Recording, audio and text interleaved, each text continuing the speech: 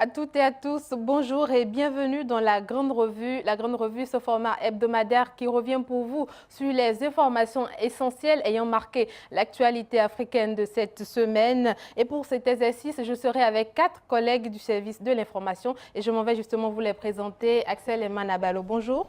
Bonjour Carole, bonjour chers téléspectateurs. Merci d'être avec nous sur ce plateau. Juste à côté de vous, Fidèle Chokmonkwe, on l'appelle. Bonjour Fidèle. Bonjour Carole. Eh bien, juste à côté de moi, à ma gauche cette fois-ci, Childeri Kikalo Sessou. Bonjour. Bonjour Carole. Et juste à côté de vous, la seule femme chroniqueuse sur ce plateau, Ghislaine Ebogo. Bonjour Carole, bonjour chers téléspectateurs. Merci à tous les 4 donc d'être sur ce plateau. Eh bien, on ne saurait parler de l'actualité africaine de cette semaine sans évoquer la tournée du président centrafricain Faustin Archange Touadéra. Faustin Archange Touadéra qui justement était en visite dans 2 pays de l'Afrique de l'Ouest cette semaine. La Côte d'Ivoire a été sa première destination. Ensuite, le président centrafricain a mis le cap sur le Burkina Faso. Suivez cet élément, on se retrouve juste après. Arrivé lundi en Côte d'Ivoire, le président centrafricain Faustin Archange Touadéra a été reçu par son homologue ivoirien Alassane Ouattara. À la recherche de fonds pour son pays ravagé par la pauvreté et par 3 ans de conflit entre chrétiens et musulmans, cette visite du centrafricain est le début d'un partenariat qui se veut fructueux. Touadéra a pu obtenir de Ouattara, qui s'est voulu solidaire de la Centrafrique, la signature de plusieurs accords. Des soldats de la nouvelle armée centrafricaine en construction seront bientôt formés dans les académies et écoles militaires en Côte d'Ivoire. Dans l'après-midi, le président centrafricain a tenu une séance de travail à la Banque africaine de développement dont le siège se trouve à Abidjan. La Centrafrique, attendue à Bruxelles par ses donateurs et bailleurs de fonds, devrait s'accorder avec la BAD en tant qu'institution africaine qui pourrait faciliter la bonne compréhension de ses besoins de financement lors de cette rencontre. Faustin Archange Touadéra s'est ensuite rendu au Burkina Faso dans la matinée du mardi pour une visite de 24 heures. Avec son homologue Roch Marc Christian Kaboré, il a été question du renforcement et de la formalisation de la coopération entre les 2 peuples. Un communiqué conjoint entre les 2 ministères des Affaires étrangères des 2 pays a été signé avant le départ de la délégation centrafricaine. Environ 800 000 personnes sont déplacées aux réfugiés en Centrafrique. Selon le Bureau de la coordination des affaires humanitaires des Nations Unies, la moitié de la population dépend toujours de l'aide humanitaire. Eh bien, vous venez de suivre un élément qui récapitule donc la visite ou sinon les visites de Faustin Archange Touadéra en Côte d'Ivoire, puis au Burkina Faso. À présent, avec vous, Fidèle Chokmonkwe, vous allez partager avec nous le regard de la presse africaine et internationale sur cette actualité. Oui, Carole, cette visite, au-delà d'être une visite d'amitié, est avant tout une visite de travail, commente e-Matin, qui est un quotidien, un site d'information en Côte d'Ivoire. Donc, en effet, selon ce site-là, le président centrafricain était en Côte d'Ivoire pour la recherche de financement, comme vous l'aviez annoncé tout à l'heure. C'est pour recherche de financement, en fait, pour la sortie de crise de ce pays-là qu'est aujourd'hui qu'est la République centrafricaine. Cependant, on peut se douter que la recherche de financement n'est pas la seule raison de cette visite. Oui, c'est l'analyse en fait de RFI Afrique qui voit en cette tournée, Carole, une double mission pour Touadéra. Il y a d'une part en fait la recherche de solutions de soutien financier. Il y a également de l'autre part le fait que Faustin Archange Touadéra a besoin aujourd'hui de se nourrir de l'expérience pas si lointaine que ça finalement de la Côte d'Ivoire qui s'emploie aujourd'hui encore à reconstruire le pays, la Côte d'Ivoire, marqué en fait par 10 ans de crise et de réconciliation et de réconcilier donc les populations antagonistes en Côte d'Ivoire. Et tel qu'on a pu le lire sur le site Africa News, cette recherche de financement est donc d'une nécessité avérée. Oui, c'est une analyse, Carole, une analyse de confrères de Africa News, une analyse qui est basée sur le plan d'aide qu'a proposé Touadéra, parce qu'en Côte d'Ivoire, Touadéra s'est rendu aussi à la BAD, qui est la Banque africaine de déplacement. Donc, le plan d'aide qu'a présenté Touadéra à la BAD donc, a suscité l'analyse de notre confrère. En fait, il s'agit d'un plan qu'il aura à défendre, que Touadéra aura à défendre les prochains jours à Bruxelles, devant ces donateurs. Alors, dans les détails de ce site-là, Africa News, ce plan prend en compte le désarmement de la Centrafrique, la démobilisation et la réinsertion donc, des combattants, les ex-combattants dans la société centrafricaine. Il prend également en compte la réconciliation nationale et la cohésion sociale. Mais la tournée de Touadéra, ce n'est pas qu'en Côte d'Ivoire, ce n'est pas qu'à la BAD, c'est aussi au Burkina Faso. Et un site, le site Kwasi.com, au même titre que les autres titres qui ont traité de cette actualité, de cette visite de Touadéra au Burkina Faso. Pour ce site-là, en fait, le président Touadéra veut juste s'inspirer de l'expérience burkinabé pour restructurer l'armée centrafricaine. C'est pratiquement les mêmes analyses donc, des autres sites qui ont travaillé sur cette tournée. Merci donc à vous, Fidèle Tchokonfoy, pour ce point. Eh bien, Jidei Kalosessou, quelle est votre lecture de cette actualité?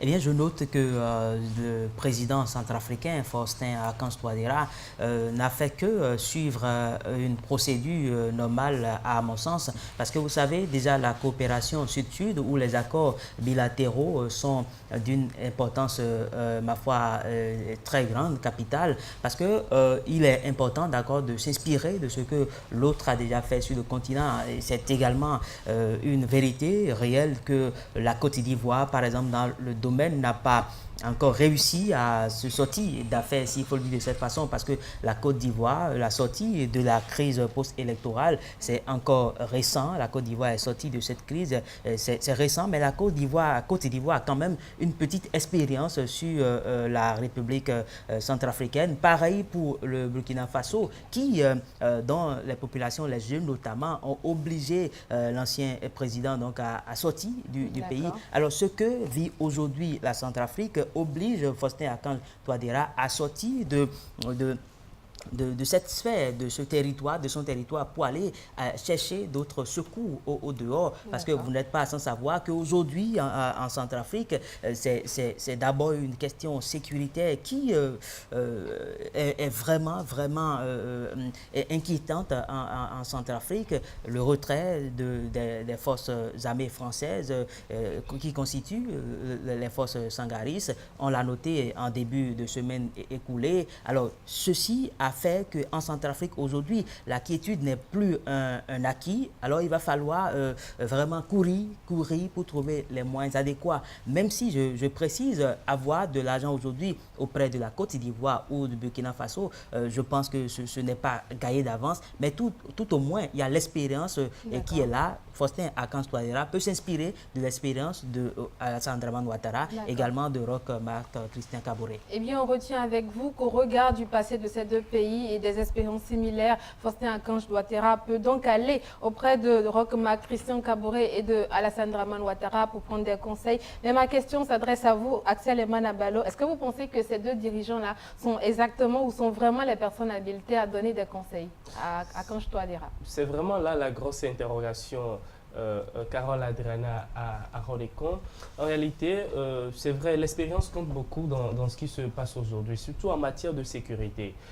Faustin Archange Touadéra aujourd'hui est dans un dilemme qui ne dit pas son nom. Il faut qu'il aille vers ses chefs d'État, même si eux aussi ne sont pas forcément des exemples, parce que si je dois rentrer dans le contenu donc, des choses, Ouattara aujourd'hui, est-ce qu'il peut nous démontrer par A fois B que son pays a complètement, il a essayé quand même de passer au désarmement complètement? C'est faux, je ne pense pas. Tous les jours que Dieu fait, il y a toujours des problèmes dans ce pays. La réconciliation a toujours un nom, mais n'a pas véritablement porter ses fruits. On voit un peu parce qu'on a constaté également sur ce même continent africain, dans certains pays, il y a des Ivoiriens qui devraient quand même se rendre chez eux, mais on leur a interdit de ne pas rentrer chez eux. Oui. Il y a tout un problème. Donc ça veut dire qu'en réalité, la réconciliation dont nous parlait le président ivoirien Alassane Dramane Ouattara n'est pas une chose effective aujourd'hui en Côte d'Ivoire. Cela n'empêche, Touadéra aujourd'hui est dans une situation, il n'a pas le choix, il ne peut qu'aller vers eux pour leur demander, pour prendre conseil. Comment est-ce que vous autres, vous en êtes arrivés là? Comment est-ce que vous avez fait pour quand même réussir à monter le cap? Puisque on a espéré Touadéra sur un autre plan, Touadéra ne nous l'auront pas, Touadéra a échoué. Il fallait bien qu'il sorte un peu pour constater comment est-ce que ça se fait ailleurs. Maintenant, quand on prend le cas du Burkinabé, Évidemment, j'irai très rapidement. Quand on prend le cas du Burkinabé, quel exemple aussi, là encore, quelle expérience. Bon, la question reste posée. Je laisse le temps à chacun de nous de revoir un peu les choses. Voilà. Et puis, Ghislaine Ebogo, vous avez certainement votre avis sur la question. Oui, Carole Arodegon, par rapport à la question, ce que mon confrère Axel Hermann-Abalo a eu à dire, je ne balais pas tout cela du revers de la main, mais je pense que Alassane Ouattara a au moins fait un pas pour la réconciliation.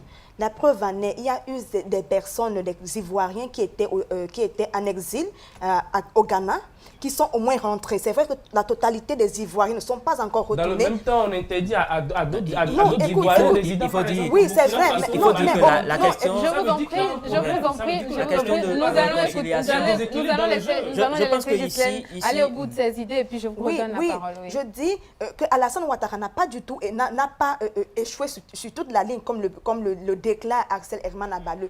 Et raison pour laquelle vous avez dit... Je dis, il y a toujours problème. Non, oui, vous avez dit que Touadéra vraiment devrait regarder, est-ce que réellement il va venir prendre conseil chez Alassane Ouattara. Écoutez, au moins Alassane Ouattara est parvenu à faire un pas. Ce que Akange Touadéra jusqu'à ce jour n'a pas encore vu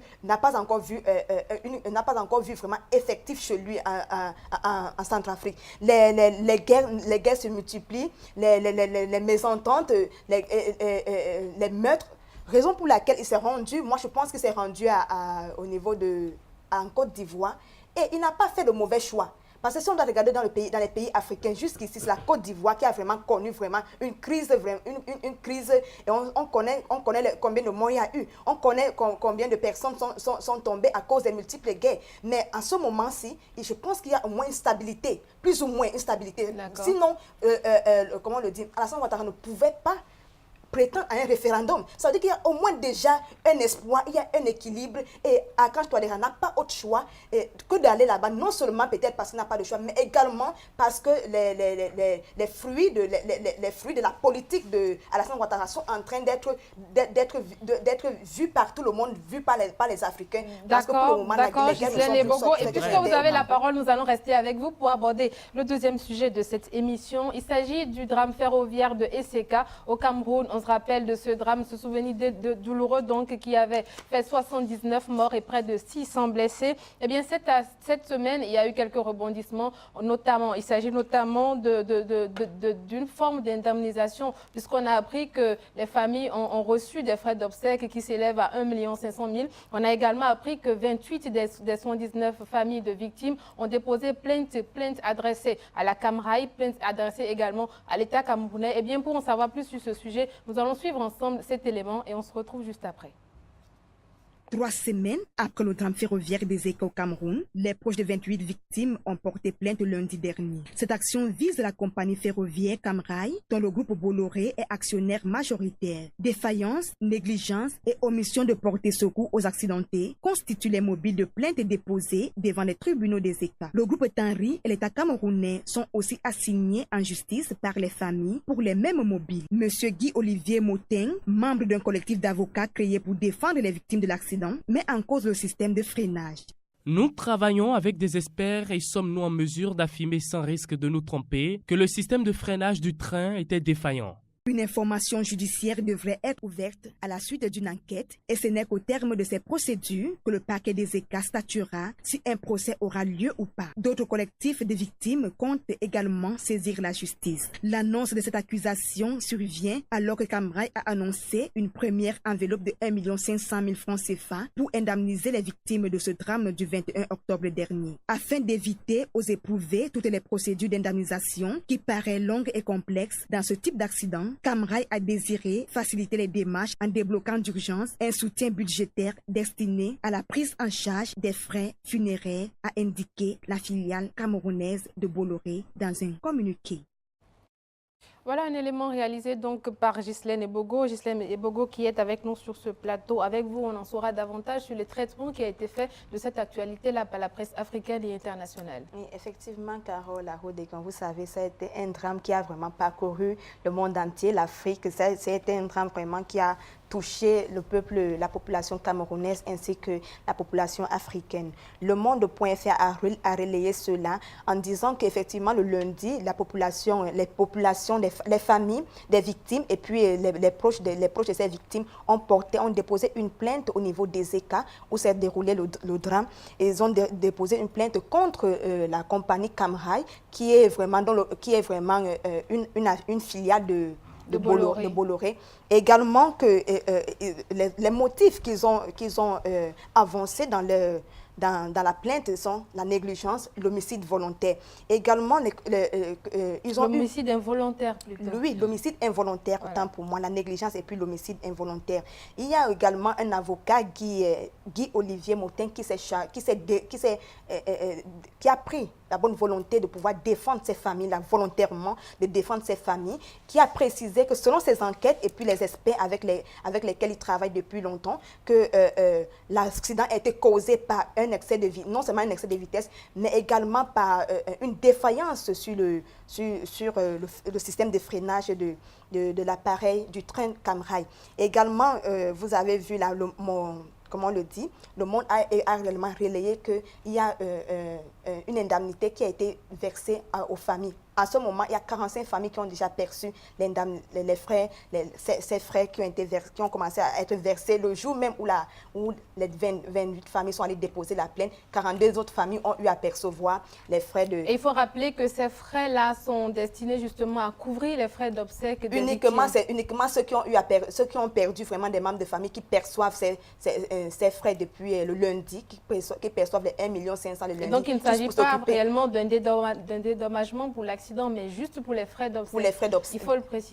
Pour les frais d'obsèques, bon, peut-être le meilleur reste à venir. C'est jusqu'à ce niveau que le Monde a pu nous donner ses impressions. Et maintenant, afriquemidi.com, lui, il a mis l'accent sur les dirigeants de Camrail qui avaient dans le temps dit qu'ils vont mettre sur pied 2 enquêtes et que les 2 enquêtes étaient en cours, une enquête interne et une enquête judiciaire qui permettait d'identifier réellement les vrais motifs de l'accident qui a coûté la vie à près de 80 personnes et blessé plus de 600 personnes environ.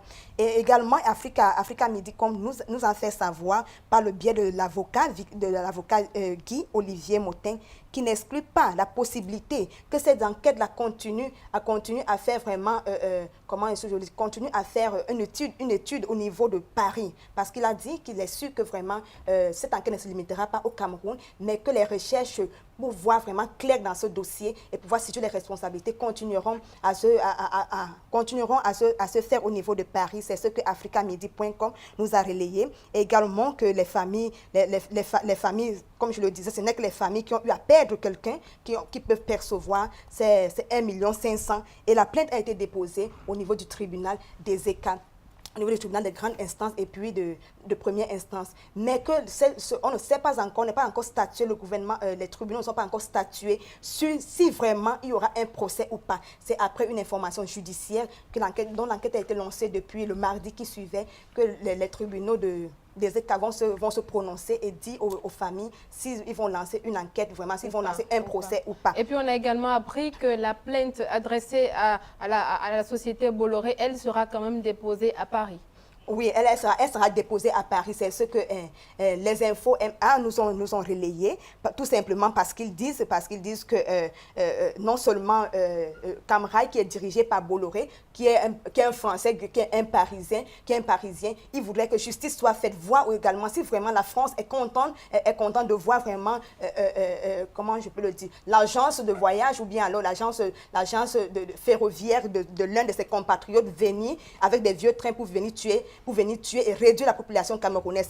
C'est un peu ce que les infos MA nous ont relayé. Également, ils ont dit que cette plainte ne s'arrêtait pas uniquement seulement à Bolloré, mais également aussi à l'État camerounais, également aussi à la Total du Cameroun et aussi au groupe Tanri, tout simplement parce que le groupe Bolloré représente 77,4% des actions et le gouvernement camerounais représente au moins 13,4% d'actions dans la Cameraille. Raison pour laquelle ils ont dit cette plainte ne s'arrête pas seulement à Bolloré, mais également à l'État camerounais, également aussi à la Total qui représente au moins 5,3% d'actions dans la Cameraille, et également aussi au groupe Tanri qui a 3,5%.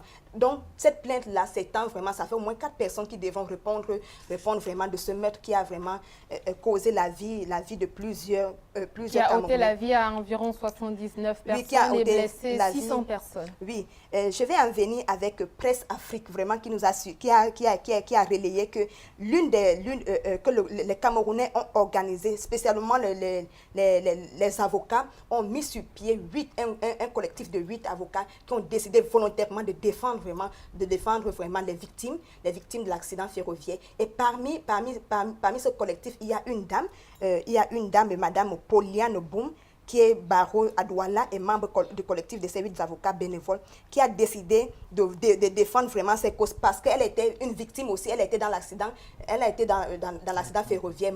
Heureusement, elle n'a pas perdu la vie et elle a dit « Nous portons plainte pour homicide et blessures involontaires ». Également, elle a aussi ajouté qu'ils vont encore statuer cela parce que le gouvernement, surtout de Yaoundé, ils ont apporté une légèreté. Quand les blessés quand il y a eu des blessés, le secours de Yaoundé n'est pas arrivé à temps, c'est plutôt ceux de Douala qui sont arrivés.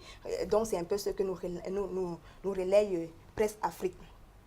Voilà, merci Ghislaine Ebogo. Axel Emanabalo, vous avez suivi avec moi la présentation de Ghislaine Ebogo. Quelles sont vos impressions? Oui, moi je pense simplement que les responsabilités sont partagées parce que on ne doit pas quand même s'attaquer seulement à Bolloré. D'une part, il y a aussi l'État camerounais, enfin l'institution étatique qui s'occupe donc des chemins de fer et camerounais aussi est impliquée dans cette affaire. Elle était où en ce moment quand de vieux wagons, on raccommodait donc de vieux wagons aux nouveaux wagons? Il fallait que l'État camerounais aussi réponde à cela. Maintenant, mettre la France aussi devant le fait accompli, je trouve que c'est aussi normal. Comme l'a dit la consoeur tout à l'heure, on ne va pas quand même accepter que les Blancs viennent dans le pays, un peu comme l'a sonné tout à l'heure Ghislaine Ebogo, avec de vieux trains pour en finir avec les Camerounais. Bref, ce ne sont pas de très bonnes choses. Maintenant, je voulais très rapidement rebondir sur le fait qu'on spécifie un peu la chose. On dit qu'il y aura une indemnité pour donc, des frais d'obsèques, c'est bien sûr cela. Alors, ceux-là qui sont aujourd'hui dans les lits d'hôpitaux, ceux-là qui ont été amputés, les blessés et tout le reste, eux, on fera quoi d'eux finalement? Parce que ce sont des séquelles à vie que vous traînez désormais. On fera quoi de ceux-là? Ce n'est pas que l'Afrique en réalité a besoin, sinon les Africains ou plus précisément les Camerounais en réalité ont besoin de l'argent. Ce n'est pas qu'ils sont à la quête de l'argent, ce n'est pas qu'ils attendent les indemnités de Bolloré. Non, mais moi je pense plutôt que c'est une insulte en réalité. On n'a pas besoin de ça, de ça en Afrique, mais on a plutôt besoin d'un soin sérieux. Il faut que le travail soit sérieux, il faut que Bolloré et son équipe se prennent également au sérieux. Que ce soit au niveau de Bolloré, que ce soit au niveau de l'institution étatique qui s'occupe donc des chemins de fer au Cameroun. Également que l'État français aussi sache faire aussi les choses dans les normes. On ne va pas quand même continuer comme ça. C'est quand même l'Afrique. Et un jour, il faut qu'on arrête avec ça. Oui, Ghislaine Ebogo, rapidement, très rapidement. Oui, très rapidement. Je voulais dire, Axel, que cette plainte-là ne s'arrête pas uniquement seulement à Bolloré, parce que Bolloré a 77% d'actions dans la Cameraille, mais le gouvernement en a 13, donc cette plainte aussi s'étend aussi jusqu'au gouvernement et jusqu'à la Total qui a plus de 5% d'actions. Donc cette plainte n'est pas uniquement pour Bolloré. Également, j'aimerais préciser une chose. C'est ce qui a vraiment motivé les familles de ces victimes à porter plainte. Parce que pour elles, c'est comme une injure. C'est comme on voudrait acheter leur conscience. On veut vraiment bafouer leur dignité. Parce qu'elles étaient au courant que les indemnités seront uniquement aux personnes qui ont perdu un membre. Et ce n'est pas tout le monde, ce n'est pas toutes les 79 personnes. Il y a des personnes blessées. Il y a des personnes blessées, il y a encore certaines personnes qui sont encore au niveau, qui sont encore dans les hôpitaux. Le Cameroun, vraiment, le peuple camerounais s'est vraiment uni. Je vous ai dit, il y a au moins un collectif de 8 avocats qui ont décidé volontairement de pouvoir défendre cette cause. Également, jusqu'à ce jour, beaucoup de Camerounais continuent encore à faire de dons de leur sang, dons des médicaments, dont même sur le plan financier, pour pouvoir soutenir ces blessés. Mais pendant ce temps, la compagnie Bolloré s'occupe seulement de pouvoir enterrer les morts. Peut-être c'est une manière, c'est ce qui a vraiment poussé ces familles-là qui avaient été alertées que non, il n'y a que ceux qui ont perdu les membres de leur famille qui pourront commencer par être indemnisés. C'est la raison pour laquelle ils ont dit vraiment la mauvaise volonté. Et donc on comprend que la déception, la colère et la frustration sont les sentiments qui règnent aujourd'hui au sein des familles des victimes. C'est certainement ce qui a poussé ces familles-là à se trouver un collectif d'avocats qui a promis d'ailleurs travailler pour rétablir la vérité et situer les responsabilités. Eh bien, d'une information... Je voudrais rappeler que c'est une histoire, ça va continuer. C'est pas quelque chose qui va s'arrêter du jour au jour. Eh bien, nous allons suivre cette actualité-là comme du lait sur le feu. Nous allons passer d'une information triste à une autre.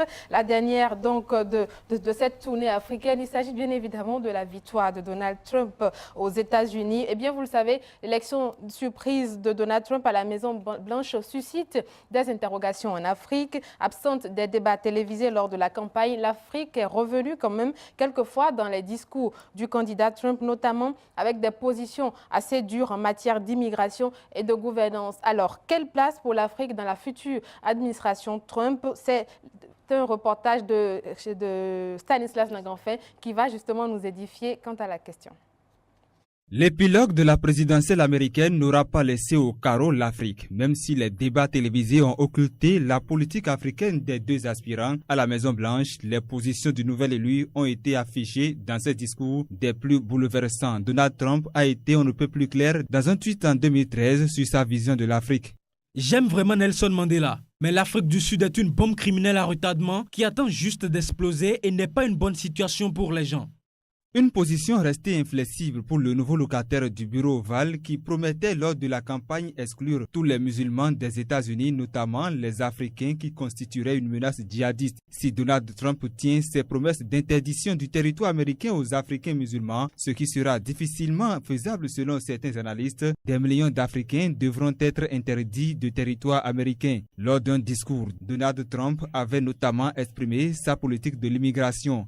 Pour rendre sa grandeur aux États-Unis, nous devons expulser les musulmans, les Mexicains et les Africains, spécialement les Nigérians. Ils prennent nos emplois, les emplois des honnêtes Américains qui travaillent dur. Sur la plateforme politique du Parti républicain, la formation politique de Donald Trump, le potentiel extraordinaire de l'Afrique est pourtant salué, plaidant pour le renforcement des liens avec les alliés africains par l'investissement, le commerce et la promotion d'un marché démocratique et libre. L'administration Trump pourra donc poursuivre le renforcement de la coopération économique et militaire avec les pays sous l'assaut du terrorisme, citant Boko Haram ou les Shebab. L'administration du 45e président des États-Unis prendra acte de ce que l'African Growth and Opportunity Act AGOA, qui permet à plusieurs produits en provenance d'une quarantaine de pays d'Afrique subsaharienne de bénéficier d'un accès préférentiel au marché africain. L'Afrique a donc une place dans la future gouvernance Trump, mais à quel degré de respect de la parole donnée, l'avenir nous le dira.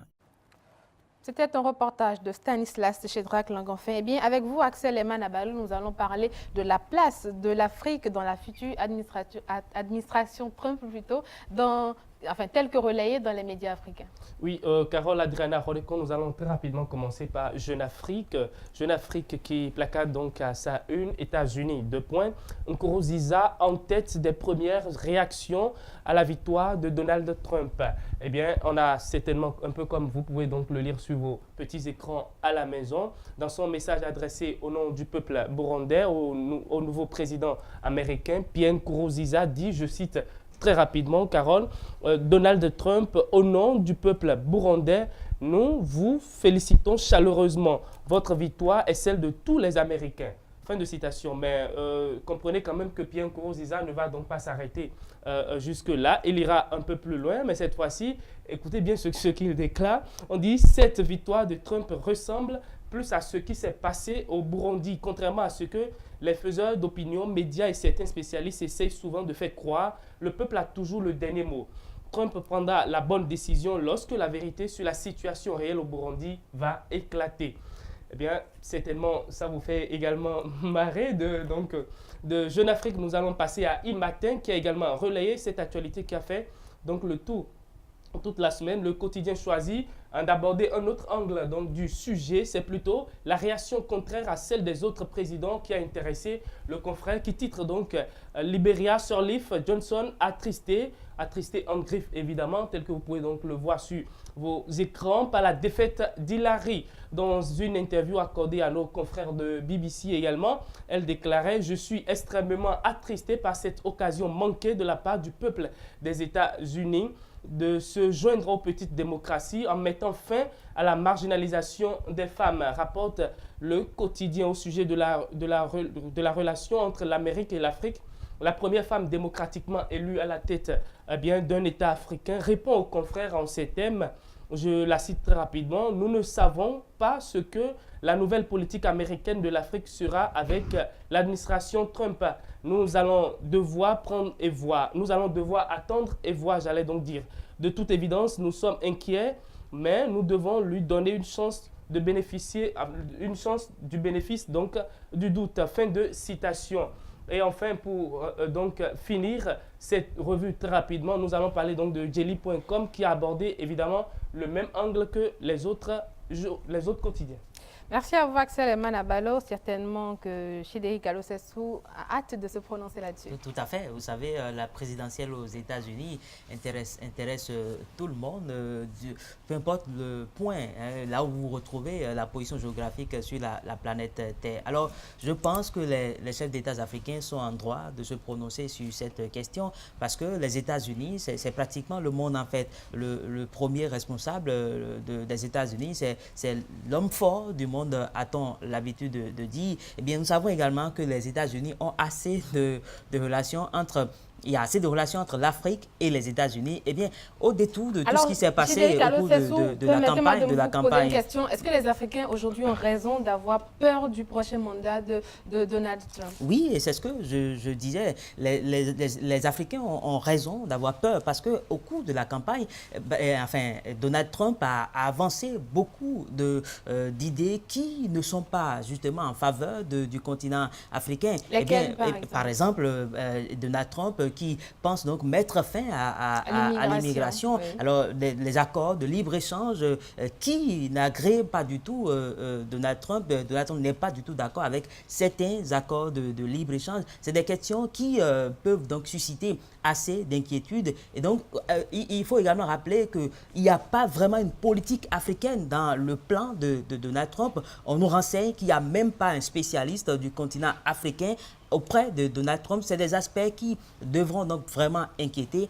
Alors, du moment où il est élu, il va falloir faire avec lui. Beaucoup de chefs d'État donc se pressent, donc sont pressés donc de faire avec lui. C'est déjà un début de le féliciter, de lui montrer qu'on est avec lui. Bon, pourquoi pas lécher ses bottes, je me permets de le dire, pour espérer quelque chose. Mais c'est quand même rassurant de savoir que juste au lendemain de cette élection, Donald Trump s'est calmer un tout petit peu, parce que nous avons suivi son discours. Ce n'est plus le discours du candidat à la présidentielle, mais c'est tout un autre discours qui, on peut le dire, sur la base, au regard, ne serait-ce que de ces deux interventions, juste après l'élection et également juste après la rencontre avec le président actuel des États-Unis, Barack Obama, eh bien on se dit peut-être que l'Afrique n'a vraiment pas raison de s'inquiéter si on se réfère au discours du président élu en fait des États-Unis et non du candidat. D'accord. La victoire de Donald Trump qui suscite donc des sueurs froides en Afrique, mais est-ce qu'il ne devrait pas y avoir plutôt un motif de réconfort lorsqu'on sait que Donald Trump a quand même promis s'occuper particulièrement de ces chefs d'État, de ces dictateurs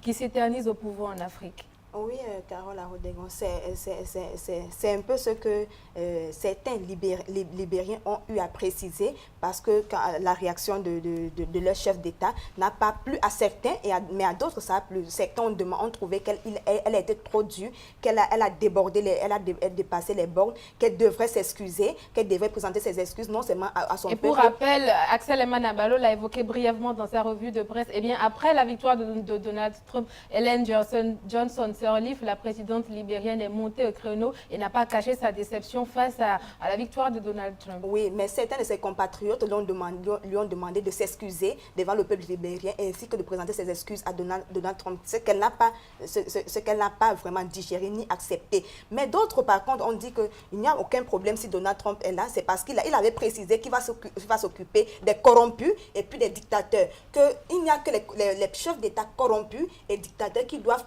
vraiment craindre sa venue au pouvoir. Si quelqu'un ne se reconnaît pas dedans, il n'a pas besoin de craindre. Mais autre chose, c'est que comme on le disait, il y a vraiment plus de mal, plus de peur. Peut-être qu'il y a plus de peur que de mal.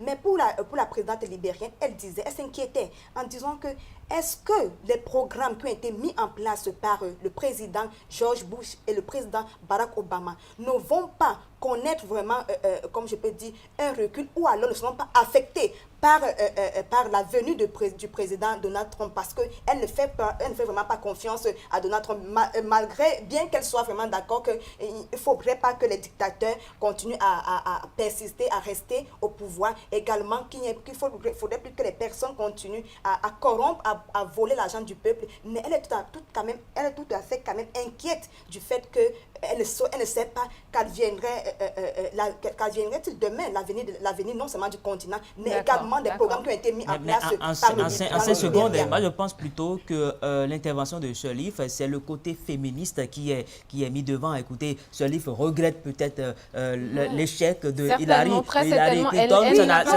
Elle voudrait bien avoir une femme. Mais elle a mentionné, elle a dit, je pense surtout sur les accords commerciaux entre les États-Unis et l'Afrique. Je sais que beaucoup de choses ne seront plus les mêmes. Et également les programmes qui ont été mis en place dans mon pays pour pouvoir venir en aide aux populations. Je ne pense pas que ces programmes vont continuer à suivre vraiment comme cela le doit avec la venue de Donald Trump. Ce n'est pas uniquement la venue de Hillary Clinton. Permettez-moi de vous couper. Ce qui est sûr aujourd'hui, c'est qu'il y a une préoccupation qui est partagée dans le monde entier. On se pose aujourd'hui la question de savoir, est-ce que ces affirmations de Donald Trump pendant la campagne électorale relevaient juste de la provocation ou est-ce que c'était de véritables engagements? Mais s'il s'avérait que cela soit de véritables engagements, est-ce que vous pensez que concrètement, que réellement l'avènement de Donald Trump au pouvoir pourrait porter en lui les promesses d'une alternance politique dans certains pays d'Afrique? Je ne pense pas du tout, Carole, parce que d'une manière ou d'une autre, chaque pays ou chaque État a ça, se bat aujourd'hui. On est toujours là à nous battre pour défendre les questions de souveraineté. Je pense même quand même que ce serait un piège pour Donald Trump. Souvenez-vous, quand il faisait les campagnes, je ne sais plus pour les primaires ou pour l'élection même, il disait quand le pape l'a interpellé par rapport à la question de construction des murs pour freiner et pour régler la question de l'immigration de ceux qui venaient de l'Amérique latine. Et il disait que c'est une honte pour le pape de s'ingérer dans des questions d'un État qui est souverain. Donc, le faire aujourd'hui, se faire rattraper. Moi, je continue de croire, cela n'engage que moi, en tant qu'homme de médias, parce que nous le savons, et c'est un homme de télé aussi, il maîtrise aujourd'hui les médias. Et il ne faisait que tenir des discours. Et pourtant, on connaît le caractère impulsif et excessif du personnage. Voilà, qu'il sait que ces discours-là doivent plaire à des gens. Parce que s'il est arrivé là aujourd'hui, c'est parce que Trump a tenu des discours qui ont plu à l'électorat aux États-Unis. Donc, moi, je ne pense pas aujourd'hui que Donald Trump va mettre en jeu tout ce qu'il disait. Comme le disait tout à l'heure Chidéric, il y a l'homme des campagnes et il y a l'homme qui est aujourd'hui maintenant aux affaires et doit savoir jouer sur les choses. Et si on s'intéresse un peu au profil de ceux-là qui ont adressé les premières félicitations à Trump. C'est un aspect intéressant, on va certainement revenir là-dessus à l'occasion de notre émission. Très rapidement, votre avis à vous, Axel Emanabalo, sur la question. Je pense plutôt que un impulsif, comme vous l'avez dit, comme Trump, un amoureux donc de ce jeu que vous connaissez très bien, le catch. Je crois que Donald Trump est à surveiller comme de lait sur du feu. C'est vrai, il a eu à dire certaines choses lors donc, de sa campagne. Est-ce que c'est le personnage donc, de la campagne qui va continuer une fois quand il sera donc, à la Maison-Blanche? C'est là la vraie, la grosse interrogation. Comme un peu l'a dit, donc, comme l'a dit un peu donc, la présidente libérienne Johnson. Nous allons attendre et voir comment est-ce qu'il va quand même il va procéder, s'il va laisser donc ce manteau de candidat de l'autre côté et puis revenir maintenant en de bons sentiments comme un président du monde entier. On verra bien. Quant à la réaction donc, des États-Unis, autant pour moi. Quant à la réaction donc, de Pierre Nkurunziza, qui a été d'ailleurs le premier à se prononcer donc, juste après l'élection de Donald Trump, si vous le permettez très rapidement, Carole, je vais le reciter. Il dit cette victoire de Trump ressemble plus à ce qui s'est passé au Burundi. Qu'est-ce qui s'est passé au Burundi?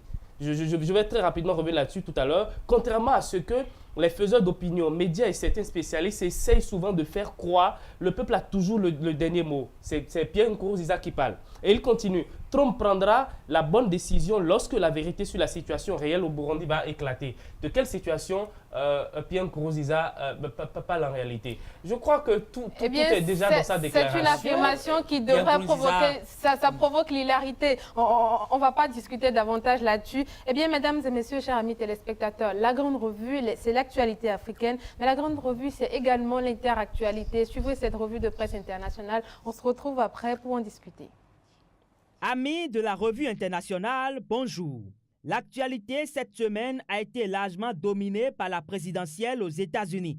Les confrères ont accordé une attention particulière à ce sujet qui occupe une bonne partie de cette revue. France Info a proposé à ses lecteurs les résultats de cette élection qui a opposé Donald Trump à Hillary Clinton. Une information illustrée par une carte des résultats de la présidentielle. Cette élection est l'incarnation d'une grande surprise, renseigne France-Olivier Giesbert à travers son éditorial.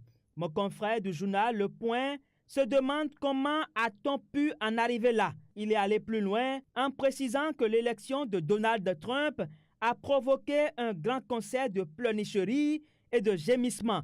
La presse américaine était également au cœur de cette actualité.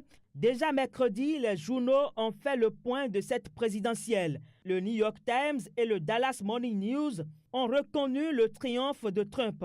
Entre les lignes de l'article proposé par le New York Times, on lit que c'est l'outsider et Maya de l'immobilier qui s'empare de la présidence, écrasant ainsi Clinton dans la bataille. New York Post et le Washington Post ne sont pas restés loin de cette analyse.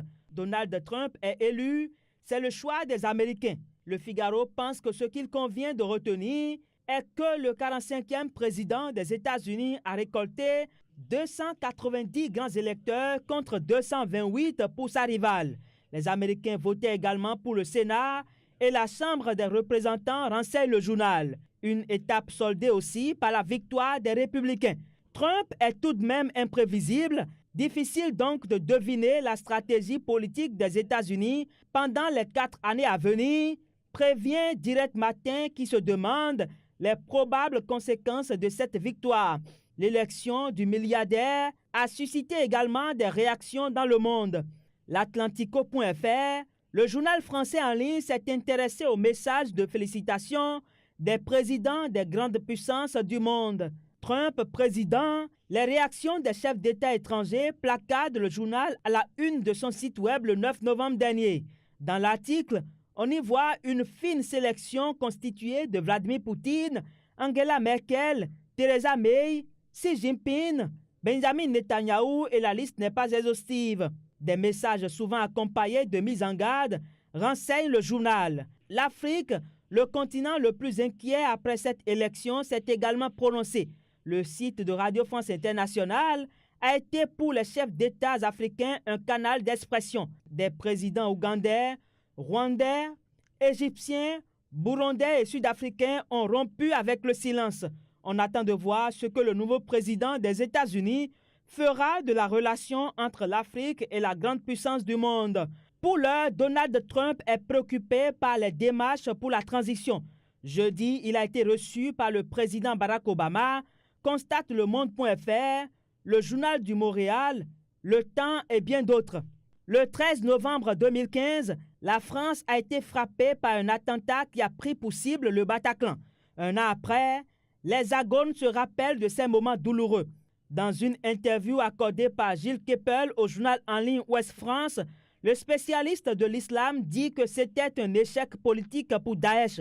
Des propos qui fortifient les Français, qui pour la plupart sont prêts à effectuer le déplacement du Bataclan, qui a refait peau neuve, constatent mes confrères du site de Radio France Internationale. Mais Le Monde.fr prévient, le fantôme du terrorisme plane toujours, écrit le journal. Fin de cette revue internationale, place à la suite de votre émission hebdomadaire, La Grande Revue.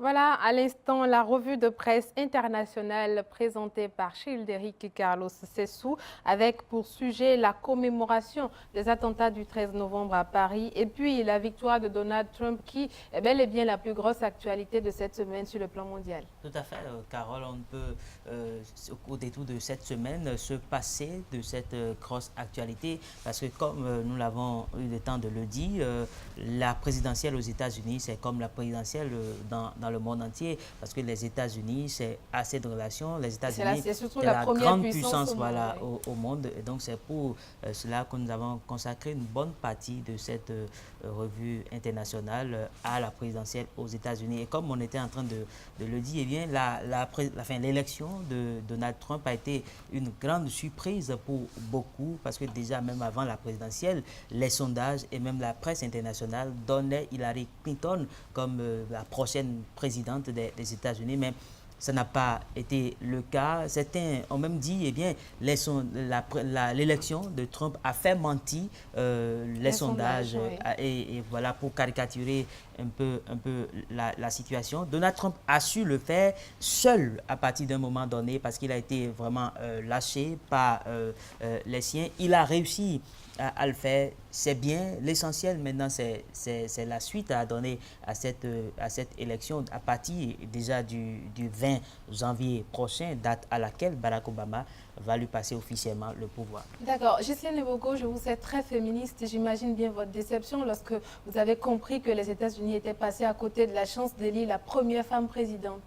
Vraiment, Carole Arodégon, on dirait que vous lisez dans les pensées. Effectivement, ça a été vraiment une grosse déception, mais on n'a pas de choix, on doit pouvoir gérer. Vous savez, c'est un peu comme je le disais, c'est un modèle, c'est vraiment quelque chose qui traumatise. Parce qu'on sait que les États-Unis sont des personnes, sont vraiment ce continent-là, ce pays-là qui tout le temps prône vraiment l'égalité des femmes, absolument, qui prône vraiment la fin du sexisme et que on voit vraiment que Donald Trump, on ne sait vraiment pas comment, bien par quelle voie il s'est retrouvé élu président. Il a réussi à convaincre une frange de la population.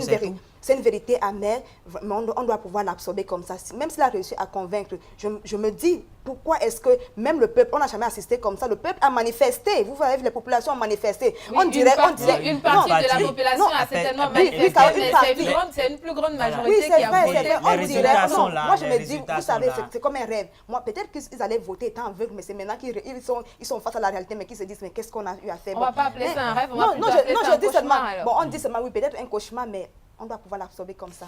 Voilà, Donald Trump qui s'est révélé un monstre politique. Donald Trump qui aura réussi donc à faire mentir les sondages. On ne l'attendait certainement pas. On ne l'attendait certainement pas à ce niveau-là. Axel Ebanabalo, vous avez également vécu ces résultats-là avec beaucoup de surprises. Oui, beaucoup de surprises d'ailleurs. Je ne m'attendais pas à ce que Donald Trump soit élu donc président des États-Unis. C'était une grosse surprise pour moi. Je voyais déjà la dame Hillary Clinton, la démocrate, déjà dans la maison Blanche. Mais bon, vous savez, c'est le peuple qui a sanctionné. Je ne vais pas paraphraser le président burundais, mais je dis c'est le peuple qui a décidé ainsi. Donc, écoutez, les Américains vont subir, qu'ils soient contents ou non, qu'ils commencent pas à faire des marches ou pas, on va simplement les mater parce que le président est élu et il va prendre service donc en janvier, puisque je ne vous apprends rien. C'est un véritable catcheur et vous connaissez bien les catcheurs. Je sais que c'est un film que vous aimez très bien. C'est un monsieur à suivre de très près. Voilà. Fidèle Chokonkoué, je vous laisse la parole pour terminer. Moi, j'imagine un peu, je devine un peu les sentiments en fait de Barack Obama qui sera obligé de passer les charges. Qu'ils vous souviennent, lors de leur toute première rencontre, Donald Trump disait déjà qu'il va apprendre à connaître Barack Obama parce que pendant tout ce temps, il ne le connaissait pas.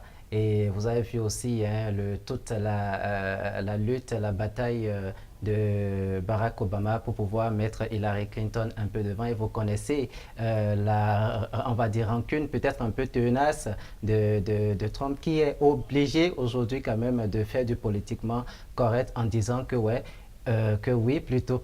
qu'il est disposé à prendre des conseils de la part de Barack Obama. Eh bien, on attend, comme le disent beaucoup de personnes, cette investiture qui se passera, je l'espère, dans de très bonnes conditions. Eh bien, la victoire de Donald Trump aux États-Unis aura significativement marqué les esprits, et ceci à plusieurs égards, prévu ou pas, digéré ou pas. Donald Trump sera donc le 45e président américain, celui-là qui occupera à partir de janvier le bureau ovale. Mesdames, Messieurs, chers amis téléspectateurs, ainsi va l'Afrique, ainsi va le monde. C'était un plaisir de passer ces moments en votre compagnie. Merci à vous, chers chroniqueurs. Merci à vous, Axel Eman Abalo, vous, Fidel Chokonwe, Childei Kalosessou et la dame de cette émission, Ghislaine Nebogo. Merci d'avoir été avec nous durant ces moments. Prenez le rendez-vous. Le prochain numéro, c'est samedi prochain à partir de 16h GMT. D'ici là, portez-vous bien et à très bientôt.